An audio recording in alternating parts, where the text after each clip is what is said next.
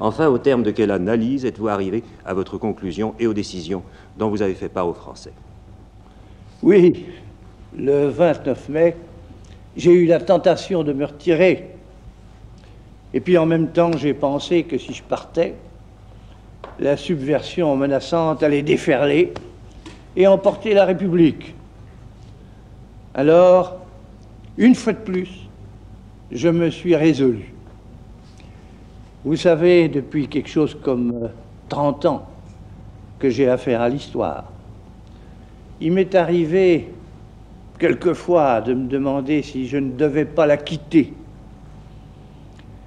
Ce fut le cas, par exemple, en septembre 1940, après Dakar, où, avec mes compagnons ayant essuyé le feu des forces françaises qui tiraient sur les Français libres, alors que l'ennemi était à Paris, j'ai douté qu'on ne pourrait jamais les retourner contre l'envahisseur de la France.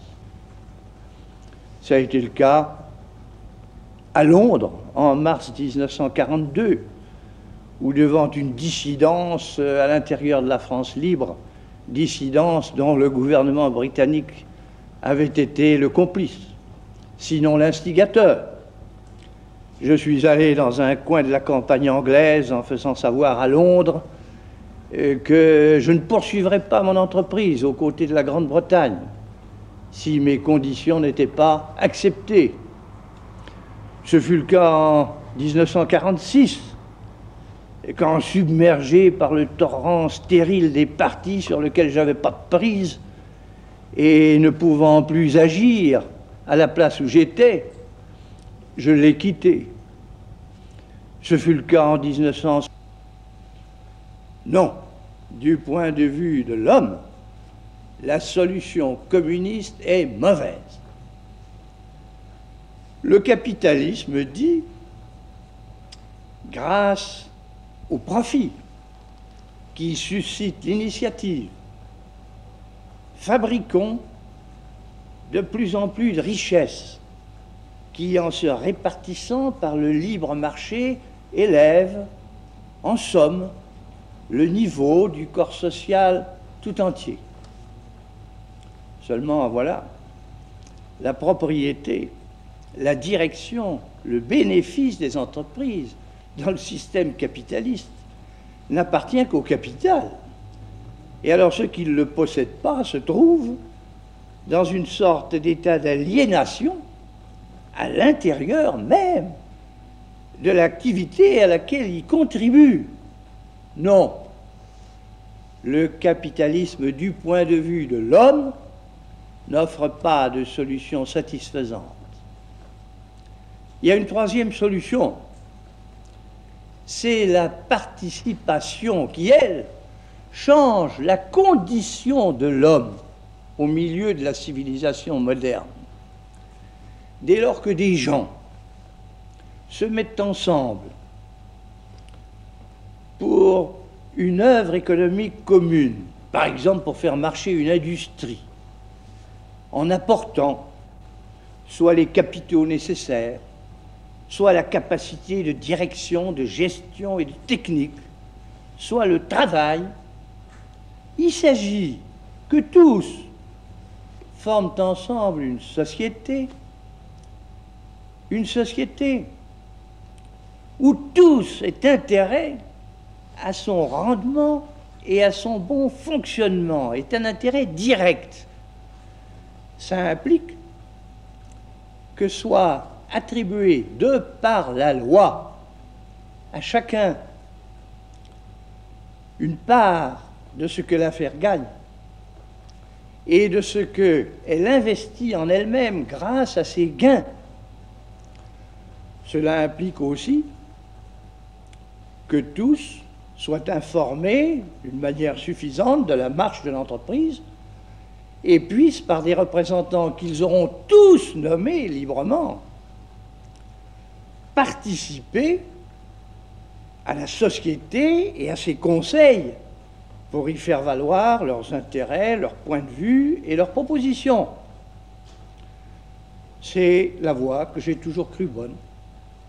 Oui. C'est la voie dans laquelle j'ai fait déjà quelques pas. Par exemple, en 1945, quand avec mon gouvernement j'ai institué les comités d'entreprise, quand en 1959 et en 1967, j'ai par des ordonnances ouvert la brèche à l'intéressement. C'est la voie dans laquelle il faut marcher. Donc, ce que je voudrais là encore vous demander, mon général, vous avez dit l'autre jour qu'il fallait changer l'université. Tout le monde est d'accord, il faut la changer. La vieille université, l'université qu'on pourrait appeler l'université de papa, a vécu. Vous êtes d'accord pour changer l'université. Comment, encore une fois, est-ce que vous comptez, dans les grandes lignes, bien entendu, vous y prendre pour accomplir cette mutation essentielle, changer l'université? Et là aussi, encore une fois, pourquoi est-ce que vous n'avez pas commencé plus tôt? Dans cette crise qui s'est passée à l'université, il y avait deux choses. Il y avait d'abord l'angoisse des jeunes, des étudiants, qui est infiniment naturelle. Je viens, je crois, de l'expliquer. Dans la société mécanique, la société de consommation moderne, parce qu'elle ne leur offre pas ce dont ils ont besoin, c'est-à-dire un idéal, un élan, un espoir. Et moi, je pense que cet idéal, cet élan et cet espoir, ils peuvent et doivent les trouver dans la participation. Et puis, il y a eu la crise de l'université elle-même, qui a étalé sa caducité, son impuissance à se réformer, et puis pour finir, son effondrement, malgré la valeur intellectuelle très grande de beaucoup de ses maîtres. Il n'y a pas de doute que cette université est à reconstruire complètement. Au long des siècles de l'Ancien Régime, nos facultés qui étaient réparties sur le territoire menaient une existence distincte et avaient des fortunes très diverses et souvent même d'ailleurs très agitées. Napoléon, aidé par Fontane, a fait de tout ça un grand corps, dans un certain but et d'une certaine façon. Le but, c'était de faire accéder aux sommets les plus élevés, aux sommets théoriques de la connaissance, un nombre assez restreint d'étudiants, après quoi l'élite, ainsi dégagée, se répartissait comme elle voulait, et à titre de pépinière d'hommes supérieurs. Et la façon, c'était des cours professés ex cathedra par des maîtres, et puis des examens qui aboutissaient à des diplômes, lesquels diplômes ne déterminaient pas du tout nécessairement le détenteur à une carrière précise et déterminée, et n'engageaient pas du tout les employeurs à le prendre.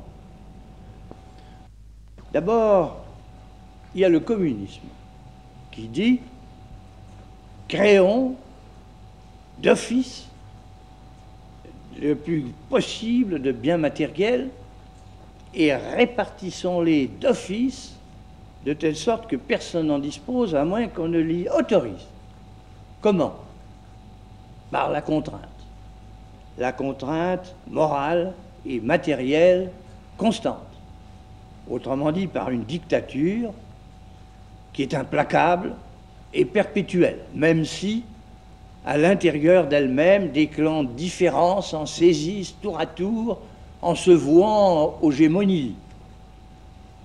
Même si, depuis que ce système est en vigueur, en certains endroits, ces chefs, à mesure qu'ils se succèdent, se condamnent les uns les autres, comme s'il était prouvé d'avance que chacun devrait échouer, à moins qu'il ne trahisse. Il faut qu'elle corresponde aux besoins modernes de notre pays. Notre pays a des activités diverses et parfaitement distinctes les unes des autres. Eh bien, il faut que l'université, et c'est ce que le pays lui demande, que l'université lui fournisse des élites adaptée à chacune de ces activités-là. Ce qui veut dire que chaque discipline universitaire doit correspondre directement à un certain domaine pratique et qu'inversement, ce domaine pratique assure des débouchés aux étudiants qui ont été formés dans cette discipline-là.